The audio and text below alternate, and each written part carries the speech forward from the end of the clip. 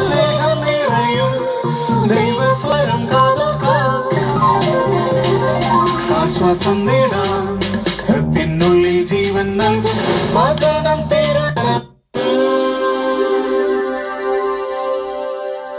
പിതാവിന്റെയും പുത്രന്റെയും പരിശുദ്ധാത്മാവിന്റെയും നാമത്തിൽ ആമേൻ. ഈശോയിൽ ഏറ്റവും പ്രിയപ്പെട്ടവരെ, ഇന്ന് നാം ചിന്തിക്കുന്ന വിഷയം നിയമാവർത്തന പുസ്തകം 5-ാം അധ്യായം 16-ാം തിരുവചനം.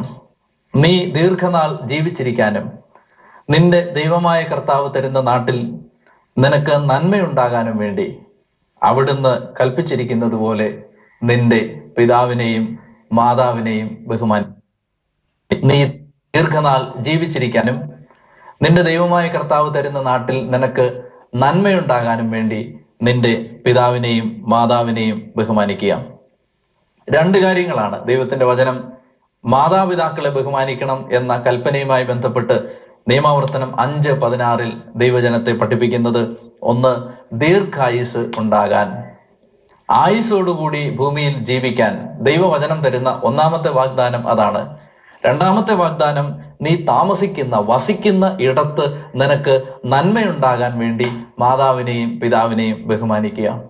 യേശുവിൽ ഏറ്റവും സ്നേഹമുള്ളവരെ, ഈ കാലഘട്ടത്തിൽ ഒത്തിരി കണ്ണുനീര് വീഴുന്ന ഒരു സാഹചര്യം മാതാപിതാക്കളുടെ തിരസ്കാരവുമായി ബന്ധപ്പെട്ടതാണ്. മാതാപിതാക്കളെ ഹൃദയം തുറന്ന് വിശാല മനസ്സോടെ കാണാനും സ്നേഹിക്കാനും പറ്റുന്ന മനുഷ്യരുടെ എണ്ണം ചുരുങ്ങി വരുന്ന ഒരു കാലഘട്ടത്തിൽ പല കാരണങ്ങൾ കൊണ്ട് അങ്ങനെ ഒരു കാലത്താണ് നാം ജീവിക്കുന്നത്. ഞാൻ ഒരു മനുഷ്യനെ ഓർമ്മിക്കുന്നുണ്ട്. വളരെ വളരെ വളരെ ദരിദ്രമായ ഒരു സാഹചര്യത്തിൽ കഴിയുന്ന കുറെ മനുഷ്യരുടെ കൂടെ കുറെ കാലം താമസിച്ച ഒരു സമയത്ത്